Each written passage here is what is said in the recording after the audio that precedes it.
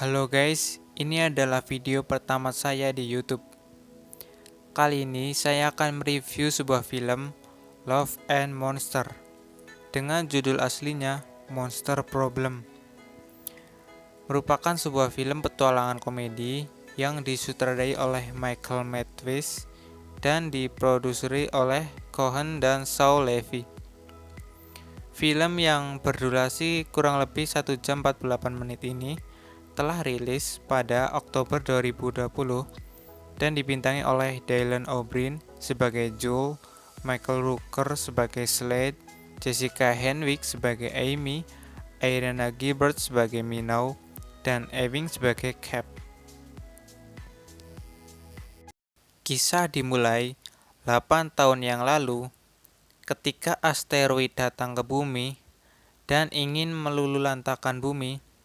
Manusia pun berusaha menghancurkan asteroid tersebut menggunakan roket yang mengakibatkan asteroid itu meledak dan menyebarkan senyawa kimia yang membuat hewan-hewan kecil menjadi monster. Sehingga 95% populasi manusia dalam 1 tahunnya mulai musnah. Oleh karena itu, manusia di seluruh dunia mulai panik dan membuat bunker untuk bertahan hidup. Scene dimulai ketika Joel tidak bisa tidur dikarenakan temannya Karen dan Ray melakukan perzinahan tanpa menutup pintu kamarnya. Kehidupan di bunker pun berjalan lancar selama 7 tahun ini. Tiba-tiba terdengar seekor monster yang berhasil masuk ke dalam bunker. Tim pun bersiap-siap membunuh monster itu. Kecuali Joel, karena masih beban di dalam timnya. Connor dan timnya mencari monster tersebut. Joel pun menyadari ada hal yang tidak beres dengan Connor dan timnya. Joel pun tanpa pikir panjang, ia bergegas menyusul timnya.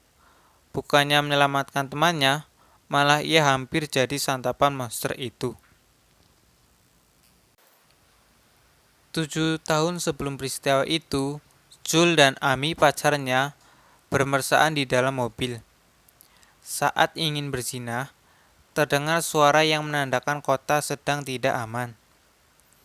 Joel pun mengingat masa-masa romantis bersama pacarnya, Amy. Ia pun memutuskan mencari koloni Amy di radio.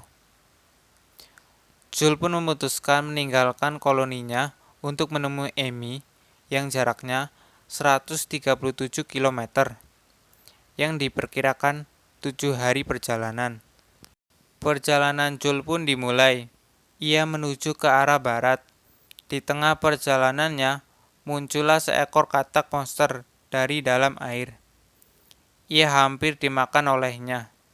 Tiba-tiba muncul seekor anjing yang bernama Boy, yang berusaha menyelamatkan Joel.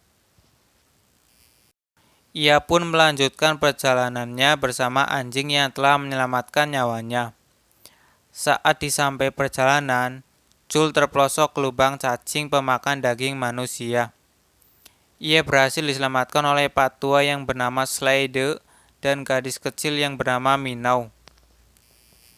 Joel pun memutuskan melanjutkan perjalanan bersama pak tua dan gadis kecil tersebut. Di dalam perjalanan, Pak Tua dan Minow mengajari Joel cara bertahan hidup di alam terbuka. Ia pun melanjutkan perjalanan. Pak Tua pun menyuruh Joel untuk membuka bajunya, dikarenakan ada monster siput di belakang tubuhnya.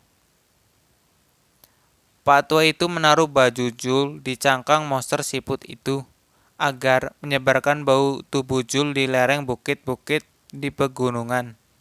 Itu adalah cara agar selamat dari para monster itu. Setelah sampai di tujuan, Pak Tua pun menyarankan untuk bergabung di koloninya. Joel pun tidak bisa, dikarenakan ada gadis yang ingin ia temui. Minow pun menangis lantaran ia tak terima harus berpisah dengan Joel. Ia pun memberi lipstik yang ia temukan di perjalanan agar Minow tidak menangis lagi. Patua itu pun memberi granat untuk berjaga-jaga dari serangan monster di perjalanan. Sesampainya di suatu tempat, si anjing pun nampak terlihat aneh, seolah-olah menyadari ada sesuatu yang tidak aman di tempat tersebut. Tiba-tiba, tanah di sekitar bergerak, dan muncul monster kaki 1000. Sontak Jul pun mencoba memanah menggunakan busur, yang selama ini ia pelajari. Ia pun terlempar, yang membuat ia pingsan, dan mengingat keluarganya terbunuh oleh monster. Dengan semangat 45, ia menembak tepat di kepala monster itu, yang membuatnya langsung terbunuh. Hujan deras, waktu sudah mulai malam. Ia memutuskan untuk beristirahat di rumah kosong. Jul pun bertemu dengan sebuah robot yang bernama Mavis. Ia membantu Jul dengan memberikan sumber dayanya untuk menghubungi Amy dengan radio yang ia bawa. Pagi pun tiba. Ia melanjutkan perjalanan. Dan lagi-lagi ia bertemu monster. Jul pun berlari. Sesampainya di sungai, Jul pun tidak sengaja menjatuhkan kain kesayangan milik anjingnya. Si anjing pun mencoba mengambilnya, yang membuat monster itu kembali ke arah Jul. Dengan granat yang diberikan Patua, ia melempar tepat ke mulut monster itu, yang membuatnya meledak. Jul pun terlempar ke sungai, yang di dalamnya terdapat lintah yang menempel di sekujur tubuhnya. Karena kesal, Jul memarahi anjing tersebut, yang membuatnya pergi meninggalkan Jul. Karena efek racun dari lintah, Jul pun mulai berimajinasi dan pingsan. Tak disangka, Jul sudah sampai di tempat Amy. Jul pun terbangun di tempat Amy. Ia bertemu dengan Kapten Brooks. Dia adalah pemimpin koloni Amy. Jul pun terus terang tentang kedatangannya dan membicarakan hubungannya selama 7 tahun ini. Dan ternyata, Amy sudah berpacaran dengan sang kapten. Setelah peristiwa itu, Jul pun menghubungi koloninya dan bercerita ia telah berhasil menemui Amy dan berhasil selamat dari para monster. Di saat menghubungi koloninya, ia diberi makan oleh kru kapten, yang ternyata adalah buah beri beracun yang ia temui saat perjalanan. Jul pun sadar, sang kapten berusaha membunuhnya dengan beri itu. Ia pun mencoba memberitahu Amy, tapi tidak berhasil, lantaran Jul dipukul yang membuatnya pingsan.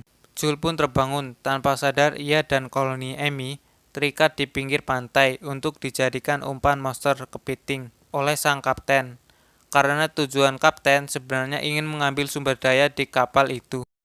Setelah terlepas dari ikatan di tangannya, Jul berusaha melawan kepiting itu menggunakan tombak besi yang ia temukan di tepi pantai. Walaupun kelihatan mustahil, Jul berhasil menjatuhkan monster kepiting itu, yang ternyata dikendalikan oleh sang kapten menggunakan rantai yang dialiri listrik.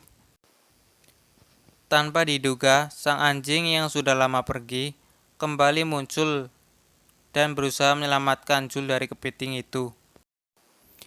Kepiting itu berusaha menyerang Jul lagi. Amy pun melemparkan meriam tangan ke Jul.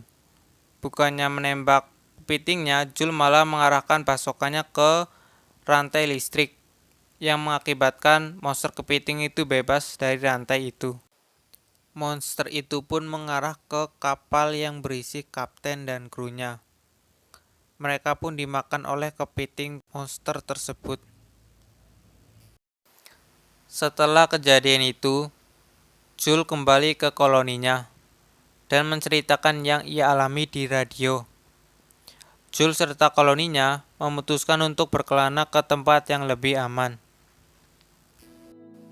Pesan yang kita bisa ambil dari film ini adalah janganlah terlalu berharap pada seseorang yang kita belum tahu ya kan isi hatinya seperti apa.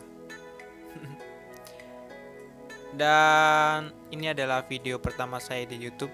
Maaf apabila ada salah-salah kata atau ngomongnya belum lancar banget. Maaf aja. Dan goodbye, sayonara. Sampai bertemu di video selanjutnya. Dan oke. Bye bye.